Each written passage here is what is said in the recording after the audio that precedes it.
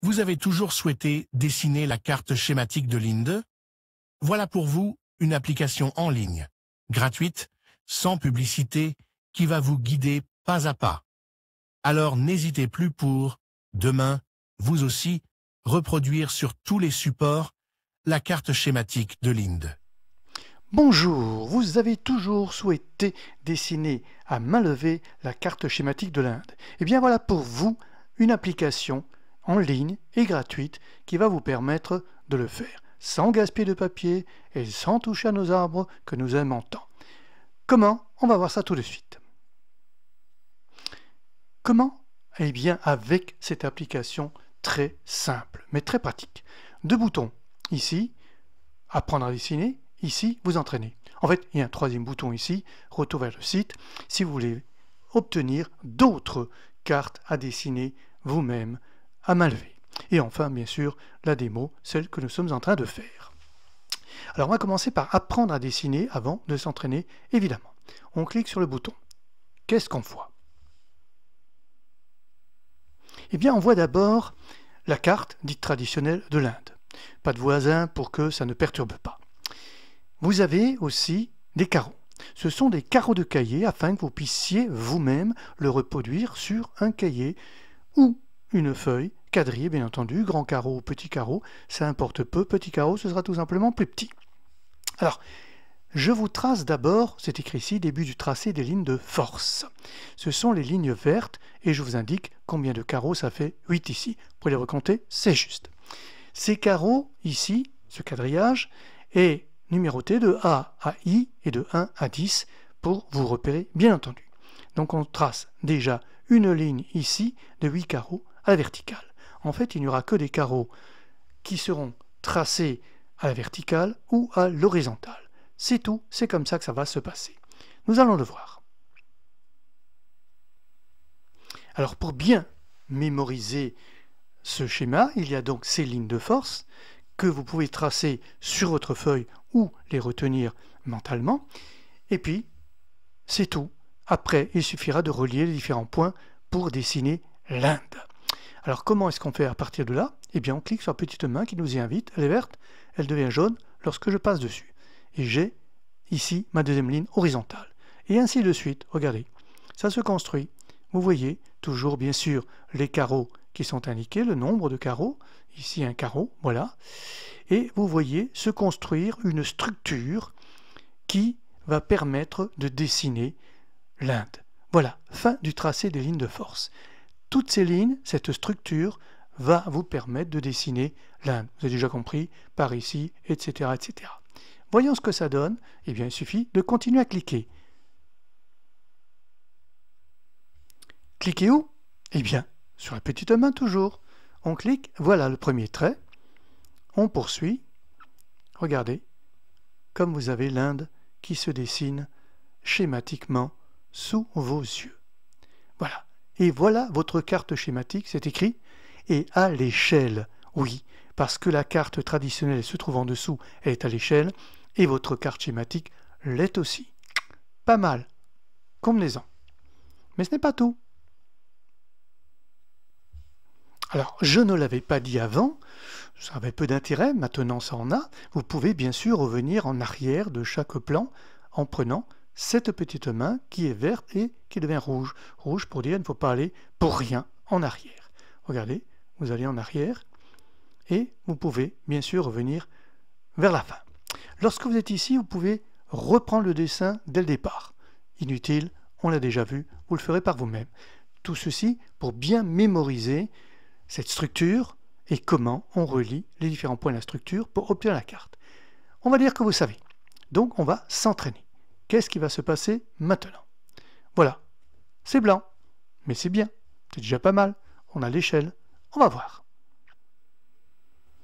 Alors nous allons commencer d'abord par ce qui est original.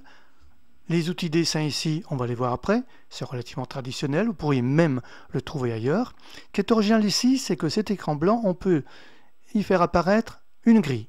Laquelle? Eh bien, cette fameuse grille dont je vous ai parlé, les carreaux de cahier numérotés toujours de A à I et de 1 à 10. Vous la connaissez, vous pouvez vous y repérer. On peut essayer de faire apparaître le schéma. Le voilà, le schéma. Pourquoi le schéma? Tout simplement pour passer par-dessus plusieurs fois avec votre doigt ou votre stylet, ce qui est encore mieux, pour que vous puissiez le mémoriser à travers votre gestuelle. On peut aussi y mettre la vraie carte. On peut, bien entendu, je ne vous l'ai pas dit, mais décocher les uns après les autres, bien sûr. La vraie carte, champion, si vous arrivez à le faire tout de suite. On peut mettre les lignes de force sur la vraie carte. On peut aussi enlever la vraie carte pour ne laisser que ligne de force. Champion aussi pour le faire. Et enfin, vous avez un petit plus, je remets la grille ici. Là, c'est déjà plus facile. Les points repères. Que sont les points repères? Les points repères, ce sont des points qu'il faut relier un petit peu comme les Mickey qu'on faisait à l'époque, peut-être encore, je ne sais pas, dans les écoles maternelles pour des signes, tête de Mickey, 1, 2, 3, 4, 5, et hop, le voilà, le Mickey.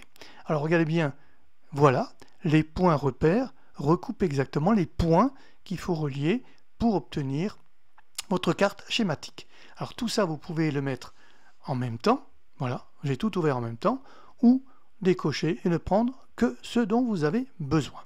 Pour le moment, on va garder le schéma pour en arriver à l'explication des outils de dessin. A tout de suite. Alors, des outils de dessin relativement classiques, mais qu'il est toujours bon d'avoir quand on veut apprendre à dessiner. Donc vous avez déjà le trait à main levée. Hop. Alors il est un peu épais parce qu'il a une épaisseur de trait 7. Vous pouvez la diminuer ou l'augmenter. On passe à 3. Voilà. On peut l'augmenter, vous l'avez compris. C'est en noir. Je l'ai mis dedans, vous pouvez le faire en rouge, voilà, en vert ou en bleu. Ça suffit largement pour apprendre ces 4 couleurs. Pas la peine de mettre 1 million de couleurs. Vous avez la possibilité de le gommer. Alors, vous connaissez la gomme. Alors simplement, la gomme répond à l'épaisseur du trait. Plus le trait sera épais, plus la gomme sera épaisse. Alors regardez bien ce qui se passe. J'efface ce que j'ai dessiné, mais je n'efface en aucun cas les fonds de carte, j'appelle ça fond de carte, que j'ai mis en dessous. Ça n'aurait pas de sens si par ici, je pouvais effacer l'Inde. Celle que vous avez dessinée, oui, mais celle que j'ai mise dans le logiciel, non. Donc je reprends une épaisseur normale. Pour vous montrer qu'il est possible d'avoir un trait droit, par exemple ici, voilà, on a besoin d'un trait droit pour repasser dessus. Voilà, encore que le plus logique, ce sera d'avoir le crayon et d'essayer de faire un trait droit avec le crayon. Un peu maladroit. Alors j'ai fait exprès maladroit pour vous montrer qu'on peut effacer la dernière action. La dernière action, c'est ceci. Regardez, ça s'efface. Et avant celle-là, la dernière que j'ai ici, c'était celle-là, et puis celle-là, et je peux remonter comme ça. Je peux remettre aussi toutes ces actions effacées dans l'ordre où je les ai, bien sûr, effacées. Et je peux aussi, avec la poubelle, c'est connu pour tout le monde, tout effacer. Voilà. Il me reste à vous préciser une chose encore, que nous allons voir tout de suite. Qu'est-ce qu'il y a encore à vous préciser? C'est que ces traits, ici on garde le bleu, on dit c'est peut-être trop, on va mettre 4, le trait bleu à main levée, ou le trait bleu droit, peuvent être en trait plein ou en pointillé. Alors, en principe, vous allez rarement utiliser le pointillé, mais on ne sait jamais. Je l'ai mis dedans pour ceux qui souhaiteraient utiliser le pointillé. Vous avez pu vu, quand je suis passé du pointillé très droit à main levée, automatiquement, j'ai abandonné le pointillé. C'est normal. Je clique dessus. Pourquoi c'est normal?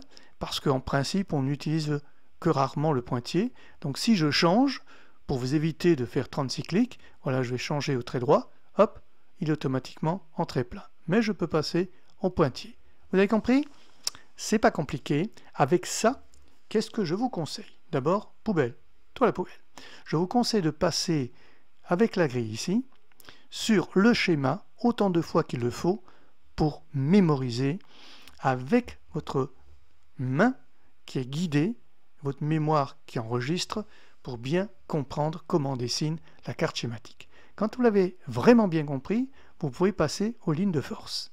Sans le schéma, éventuellement au point repère avec les lignes de force, là, c'est déjà plus une méthode pour bien comprendre.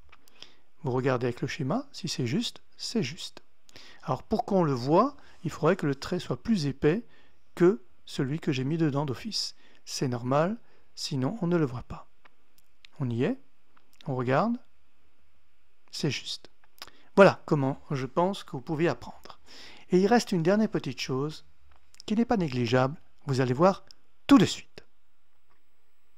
Cette petite chose qui vaut son pesant d'or, c'est l'expression consacrée, se trouve ici. Voilà. Sauvegarde, vous pouvez lire, reprise. Ça veut dire quoi? Sauvegarde, vous savez très bien ce que ça veut dire quand vous êtes en informatique. Sauvegarder, c'est-à-dire que vous gardez. Alors, vous pouvez sauvegarder, je précise bien, votre dessin et non pas les fonds de carte. Pourquoi? C'est logique. Quand vous allez reprendre votre dessin, vous allez mettre les fonds de carte que vous souhaitez. Alors, pour bien vous le montrer, je laisse tous ces fonds de carte ouverts, la grille, le schéma, ligne de force et les points repères, et je n'ai dessiné finalement que ces deux traits, le plus épais recouvrant le moins épais. Je vais sauvegarder cela. Alors quand je clique sur sauvegarde, j'ai un nom qui est déjà donné, dessin Inde, vous pouvez en changer bien entendu. Il est téléchargé ici pour mon téléchargement, c'est fait. Maintenant je vais effacer mon dessin, il est parti. Je vais enlever tous les fonds de carte. Voilà, écran blanc. Je vais faire une reprise ici. Je clique donc sur celui que j'ai sauvegardé. Pour moi, il s'appelait dessin Inde. À vous de mettre dessin 1, 2, 3 ou dessin le vôtre, Muniga, mon nom, pourquoi pas. Je clique dessus. Dessin chargé. Point d'exclamation. OK, voilà. C'est ce que j'avais dessiné. Pas plus. Maintenant, je peux remettre la grille, le schéma, les lignes de force, et voilà, ça ressemble à ce que j'avais. Vous avez compris? Donc, je ne sauvegarde que mon dessin, mais tout le dessin, alors regardez voir, très pratique. J'ai sauvegardé le dessin et pas une image. Pourquoi? Je peux enlever la dernière action. Vous l'avez vu? J'ai enlevé la dernière action, donc je retrouve le premier pointier que j'avais fait. Je repasse ici et je retrouve. Donc, vous comprendrez facilement que vous sauvegardez un dessin et non pas une image, ce qui est très pratique, parce que vous pouvez le corriger. Ok? Voilà. Je vous remercie de votre attention, et à une prochaine fois. Peut-être, si vous le voulez, j'aurai beaucoup d'autres cartes schématiques à vous proposer. Merci.